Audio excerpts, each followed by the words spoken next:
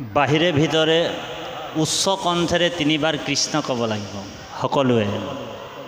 বাহিৰে ভিতৰে উচ্চ কণ্ঠেৰে 3 বাৰ কৃষ্ণ ক'ব, শৰীৰৰূপী ব্ৰহ্মাণ্ডটো লৰি যোৱাকৈ দেই।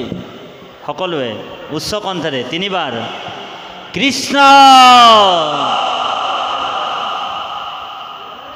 কি ৰকম মানুহ ৰে, আওয়াজে নাই ওলাইছে দেখুন। হ্যাঁ, গুৰুজনে আমাৰ ভাগৱতত কৈছে ডাকি বোলা ৰাম ৰাম, মনে মনে বোলা ৰাম ৰাম। লিখিব পাৰিলেহেঁতেন ভাগৱতত, হয়নে বাৰু? ডাকি বোলা কিহৰ কাৰণে লিখিছে? বোলে শৰীৰৰূপী ব্ৰহ্মাণ্ডটো লৰি যোৱাকৈ নাম নাম ল'ব লাগিব, কৃষ্ণ নাম ল'ব লাগিব, হয়নে বাৰু? সেইকাৰণে আমি কি কৰিব লাগিব? উচ্চ কণ্ঠেৰে কওক 3 বাৰ কৃষ্ণ কৃষ্ণ। ইয়ে মাধৱে বুলন্ত মুক কৃষ্ণ কৃষ্ণ কৃষ্ণ বুলি সদায়ে সুমৰে যিটো নৰ, জলখনতে যেন পদ্ম নৰকৰ পৰা তাংক, হৈ আপুনি উধাৰু ৰংগমনে। সেইকাৰণে আজি আপোনা সব আমি ৰিহাৰ্চল কৰিছোঁ। এইটো কি হয় বোলে? ৰিহাৰ্চল, এইটো প্ৰেক্টিচ চলি আছে আমাৰ, বুজিছেনে প্ৰভু কৃষ্ণ? এইটো ৰিহাৰ্চল। আমাৰ বাপ সমস্ত 2জন বাপে জুবিন গাৰ্গ নিচিনা টানি টানি বোলে ভাগৱত গাই আছে, হয়নে বাৰু? এইটো বোলে ৰিহাৰ্চলহে, হয়নে বাৰু? এইটো কি হয়? অখৰা। বোলে অখৰা আকৌ 2 প্ৰকাৰৰ আকৌ দেই, ধ্যান দি শুনিব। অখৰা কেই প্ৰকাৰৰ? 2 প্ৰকাৰৰ। এটাক কয় বচন আৰু এটাক কয় মোচন। বোলে বচনটো আপুনি ঠিকেই গালে, কিন্তু মোচনটো যদি খেলি মেলি হৈ গ'ল তেনেহ'লে ঔ হৰি ঔ ৰাম ঔ ৰাম। বোলে বচনটো ঠিকেই গালে, ঘৰত গৈ কিনি প্ৰেক্টিচ খুব কৰি আছে, দৈত্যৰাজ দৈত্যৰাজ বুলি চিঞৰি আছে, কিন্তু নামঘৰত আহি বোলে ভকতৰ সংগত বহি কৃষ্ণ কথা হৰিৰ নাম হাত চাপৰি নবজালে। এইটো আমাৰ ৰিহাৰ্চল চলি আছে। যিদিনাখন ভাওনা ওলাব, ভাওনাত পাঠটো ভাওনাত ওলাব লাগিব। যদি বচনটো ঠিকে আছে, মোচনটো যদি খেলি মেলি হৈ আছে, তেনেহ'লে ভাওনাত আপুনি মই ভালকৈ ওলাব নোৱাৰিম। সেইকাৰণে ভেকধাৰী লোকৰ নাহিকে নিষ্ঠাৰ বুলি কৈছে গীতাত অৰ্জুনক। আমি ভেকধাৰী কিনি আহিব নালাগিব আকৌ দেই বাপ, বৰ গুৰুত্বপূৰ্ণ কথা। বোলে বচনে কেৱলে মাত্ৰ হৰিত শৰণ লয়া, বোলে চিত্তে আন দেৱক ভজয়। বোলে বচনত বোলে মৌখিকভাৱে মুখেৰে শৰণ লৈ ল'লোঁ, ঔ হৰি ঔ ৰাম। বোলে শৰণ হ'ল, বোলে শৰণ হ'ল, বোলে মুখেৰে শৰণ হ'ল। বোলে কেনেকৈ শৰণ হ'ল আপোনাৰ? ক'ত শৰণ হ'ল? বোলে আমাৰ বোলে বহুত ডাঙৰ সত্ৰত হ'ল। এতিয়া কি হ'ব? এতিয়া বোলে কি হ'ব?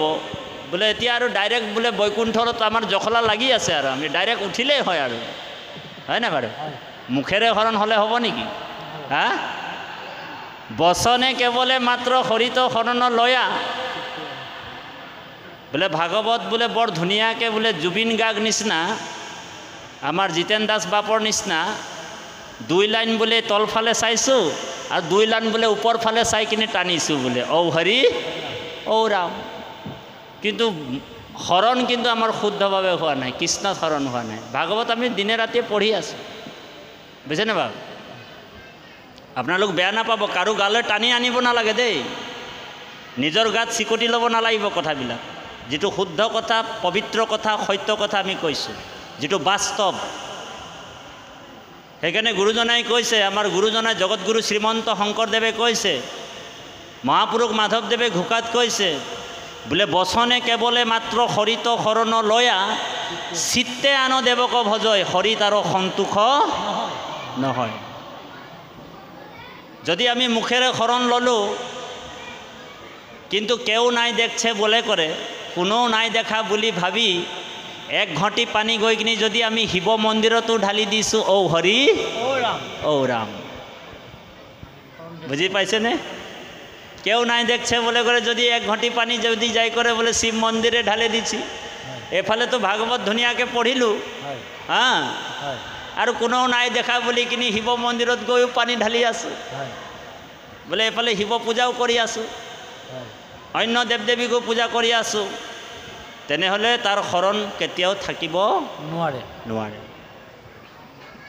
সেইকাৰণে আমাৰ গুৰুজনে ভাগৱতত প্ৰথমতে আমাক ভেটা দি দিছে, অন্য দেৱ দেৱী নকৰিবা সেৱা, হয়নে? গৃহতে নপখিবা তাৰ, মূৰ্তি কোন চাইবা, প্ৰসাদো নখাইবা, ভক্তি হইবে বেভিচাৰ, হয়নে বাৰু? গোটেই বিশ্ববাসীলৈ আহ্বান কৰিছে আমাৰ জগতগুৰু শ্ৰীমন্ত শংকৰদেৱে, উবানৰ লোক হৰি ভজিউক ধৰাইটো উপদেশ, হয়নে বাৰু? আমাক উপদেশ কি দিছে? গুৰুজনাৰ, আমি গুৰুজনাৰ কথা মানিছোঁ জানো? হা, গুৰুজনাৰ কথাবিলাক আমি পালন কৰিছোঁ জানো? শাস্ত্ৰ গুৰু হবে শিষ্য হবকে শুদ্ধ উপদেশ দিব, শিষ্য হবে শুদ্ধভাৱে নাচৰিলে তাৰা হবে কি কৰিব? ঔ হৰি ঔ ৰাম। তাহাঁতৰ কি দুখ আছে? গুৰুৰ সকলৰ কি দুখ আছে? সেইকাৰণে কৈছে বোলে শাস্ত্ৰ ক জানয় যিটো এ ভকত নোহয়, তাৰ উপদেশ বুধ নোপোজে লোকত। শাস্ত্ৰ জানিব পাৰে, যদি ভকত নহয় তেনেহ'লে তাৰ উপদেশ যিমানেই দি থাকক মানুহৰ এটাও জ্ঞান উৎপন্ন নহয়, বুজিছেনে বা? সেইকাৰণে আমি শুদ্ধভাৱে শৰণ ল'বলৈ কৈছোঁ ভগৱানে। গীতাত অৰ্জুনক কৈছে, হে অৰ্জুন, তোমাক যিবিলাক কথা মই আগত ক'লোঁ, কথা বতৰাবিলাক কম পাতক অকণমান, যদি আপোনালোক বেয়া নাপায়, আপোনালোকক বিনম্ৰভাৱে অনুৰোধ জনাইছোঁ, অকণমান চাউণ্ডটো কমাই দিয়ক। আৰু যদি কথা পাতিবলৈ মনে আছে তেনেহ'লে আকৌ অকণমান আঁতৰত গৈ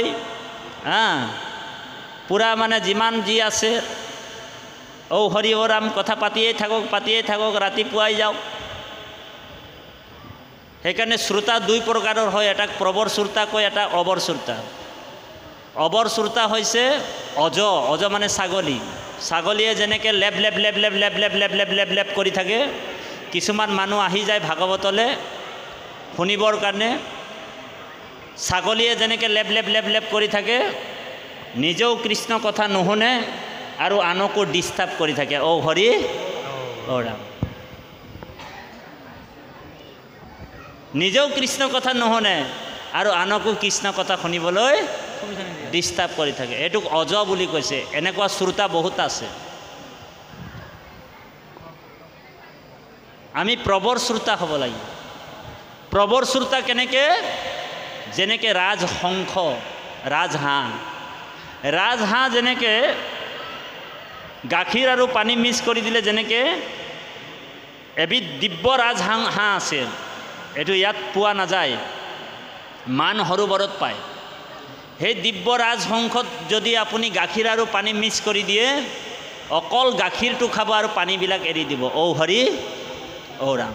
সেইকাৰণে যিসকল ভকত ৰসিক হয়, ভাবুক হয়, সেইসকল ভকতে কোনখিনিত কোনটো কথা ক'ব, কৃষ্ণ কথা ক'ত আনন্দ লাগিব, য'ত মানে পাৰমাৰ্থিক দৰ্শন আছে, এই কথাবিলাক ভকতসকলে কেচ কৰি লওঁ। গতিকে সমাজত মাখি 2 প্ৰকাৰৰ হয়, মানে সমাজত মানুহ 2 প্ৰকাৰৰ হয়। যেনেকৈ মাখি 2 প্ৰকাৰৰ, এটা মৌ মাখি আৰু এটা হৈছে ভেনা মাখি। মৌ মাখিয়ে সদায় লেতেৰাৰ পৰা ভালটো লৈ লয়, ঔ হৰি ঔ ৰাম, হয়নে বাৰু?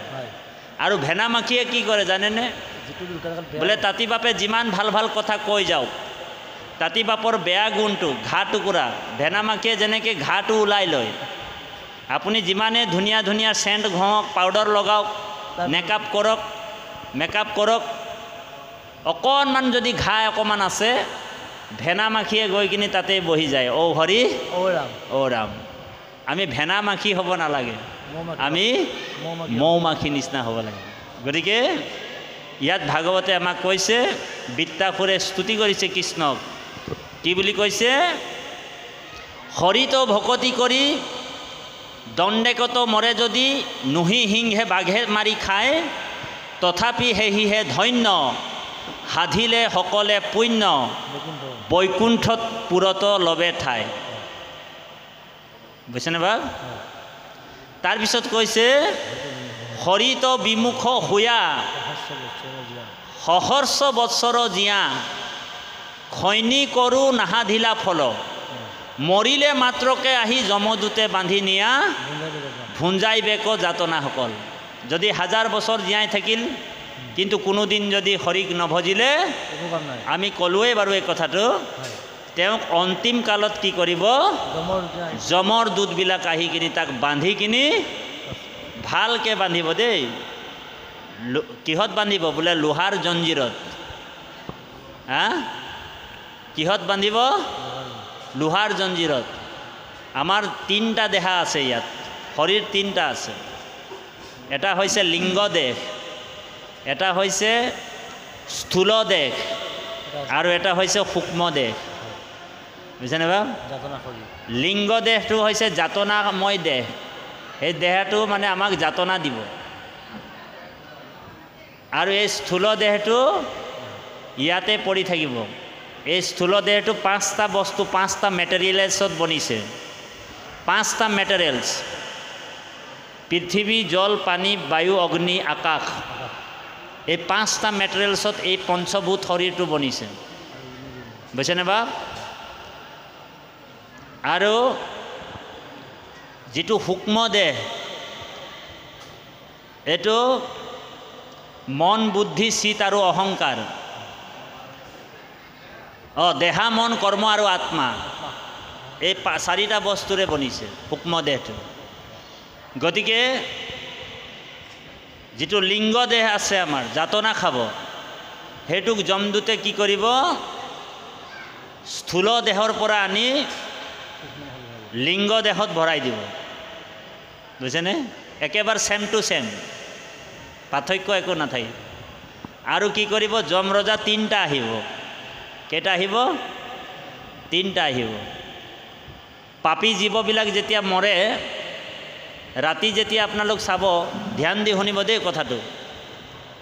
এজন যদি বেমাৰী, যদি বেমাৰ হৈ আছে, যদি জীৱটো পাপী হয়, আজি আৰু তাৰ প্ৰাণ যাব, সেই সময়ত ৰাতি চাব আপোনালোক, কুকুৰবিলাক খুব ভুকিব, খুব কুকুৰ ভুকিব। বোলে কুকুৰ কেলে ভুকে? 3টা যমদূত আহি 3 জেগাত থিয় হৈ কিনি শুনি আছে।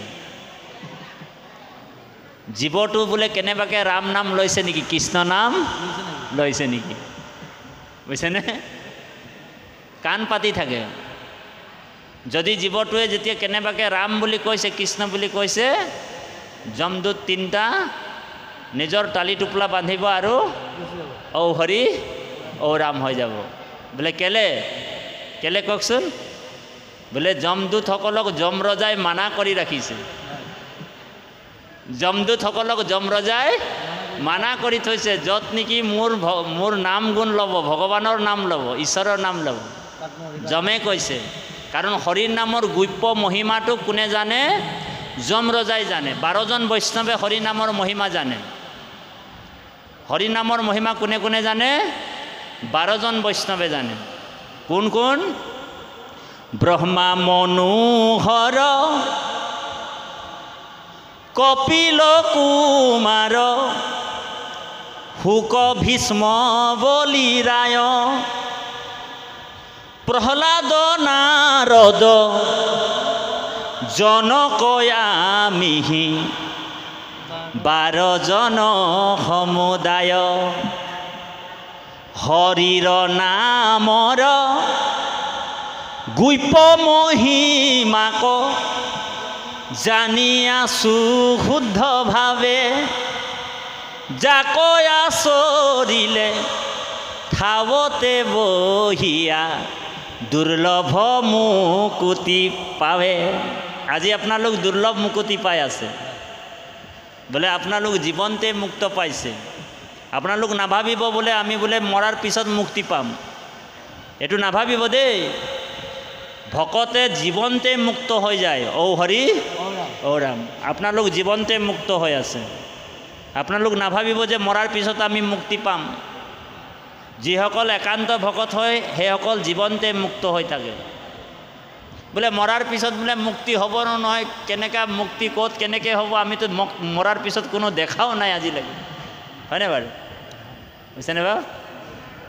আৰু জীৱনতে মুক্তি যদি লাগে কাৰোবাক, তেনেহ'লে হৰিক ভজিব লাগিব। সেইকাৰণে দিহানামত কয় নাই, হৰিক ভজা ভাই, হৰিক ভজা, হৰি নভজিলে পাবি মজা। পাবা মজা, হয়নে? গতিকে 12জন বৈষ্ণৱে হৰিৰ নামৰ গুপ্য মহিমাটোক জানে। কোনে কোনে জানে? ব্ৰহ্মা, মনু আৰু হৰ। হৰ মানে শিৱই জানে। সেইকাৰণে শিৱই পাৰ্বতীক এবাৰ কৈছিলে যে হে পাৰ্বতী, যে হৰিৰ নামৰ ইমান মহিমা আছে, ইমানেই মহিমা আছে, আৰু এই হৰিৰ নাম মই 10,000 কৰোৰ বছৰ ধ্যান কৰি থাকোঁ। 10,000 কৰোৰ বছৰ ধ্যান কৰি আছোঁ। পাৰ্বতীয়ে কৈছে যে প্ৰভু, যে তুমি তৈলোকৰ ঈশ্বৰ, 3টা লোকৰ পতি, স্বৰ্গ মৰ্ত্য পাতালৰ পতি, ত্ৰৈলোক্য নাথ, হয়নে বাৰু? গোটেই চৰাচৰ জগতখনে তোমাকে পূজা কৰে, শিৱকে পূজা কৰে। শিৱক পূজা কৰা মানুহ 95% আছে। ঔ হৰি ঔ ৰাম। শিৱ পূজা কৰা কিমান মানুহ আছে জানেনে? শিৱ পূজা কৰা মানুহ 95% আছে। পাৰ্বতীয়ে প্ৰশ্ন কৰিছে যে হে ত্ৰৈলোক্য নাথ, গোটেই তীৰজগতে তোমাকে পূজা কৰে, তোমাকে সেৱা কৰে, বোলে তুমিনো কাৰ ধ্যান কৰি থাকা? ঔ হৰি ঔ ৰাম। তো পাৰ্বতীক কৈছে, ইটো কথা পৰম গুপুত, কহিবাক নুহিকে যুগুত যুগুত। এই অমৰ কথাটো যদি মই তোমাক কৈ দিওঁ, তেনেহ'লে তুমিও অমৰ হৈ যাবা। ঔ হৰি ঔ ৰাম ঔ ৰাম। ৰাম যেতিয়া বনবাসত গৈছিলে, সীতাৰ বিয়োগত বুকুত মানে মাৰি মাৰি, মুষ্টি মাৰি মাৰি, মানে ঢাকৰি ঢাকৰি কান্দি আছে হা। কান্দি থাকোঁতে আকাশ মাৰ্গত মানে শিৱ আৰু পাৰ্বতী গৈ আছিলে। দেৱাদিদেৱ মহাদেৱে মানে ৰামক সেৱা কৰিলে। ওম সচিদানন্দ পৰমাত্মানে নমো নমঃ। সচিদানন্দ বুলি ৰামক সেৱা কৰি দিলে দেই। আৰু শিৱ গুচি গ'ল, পাৰ্বতীৰ লগত গৈ আছে। গৈ থাকোঁতে পাৰ্বতীৰ ডাউট হৈ গ'ল, সংশয় হৈ গ'ল। বোলে প্ৰভু, বোলে এজন মানুহে নিজৰ মাইকী মানুহটো বোলে হেৰাই গৈছে, কান্দি আছে। তাৰ কাৰণে বোলে কান্দি কান্দি বোলে পাগল নিচিনা হৈ গৈছে, হিয়া ঢাকৰি ঢাকৰি কান্দিছে। আৰু সেই মানুহজনক দেখি কিনি আপুনি সচিদানন্দক পৰমাত্মানেই নমো বুলি ক'লে যে, বোলে এই কথাটো মই বুজি নাপালোঁ। তো শিৱই মানে পাৰ্বতীক কৈছে, কাৰণ ভগৱানেতো এইটো লীলা কৰি আছে। শিৱই জানে কথাটো যে ভগৱানৰ এইটো লীলা, আৰু লীলাত মই বাধা নিদিওঁ। দূৰৰ পৰাই সচিদানন্দে পৰমাত্মাই নমো বুলি কৈ নি গুচি গ'ল, বুজিছে নাই? কিন্তু পাৰ্বতী আকৌ সংশয় হৈ গ'ল। পাৰ্বতীৰ সংশয় হৈ গ'ল। এনে মাইকী মানুহসকলৰ মানে এনেও ডাউট হয়, ডাউট থাকেই মানে, যিমানে যি কৰক। বাজজনে যদি নামলৈও যায়, যদি কেনেবাকৈ প্ৰসাদৰ বোলে টোপোলাটো নাহিলে ক'লৈ গৈছিলে আপুনি কওকচোন? হা, এইটো এটা থাকেই আৰু আইসকলৰ, প্ৰশ্ন কৰি দিয়ে যদি কেনেবাকৈ। সেইকাৰণে বাপসকলে প্ৰায় চাব, প্ৰসাদৰ টোপোলাটো বান্ধি দিয়ক, বান্ধি দিয়ক প্ৰসাদৰ টোপোলা। নহ'লে আইগৰাকী কিবা নহ'লে কিবা ক'বই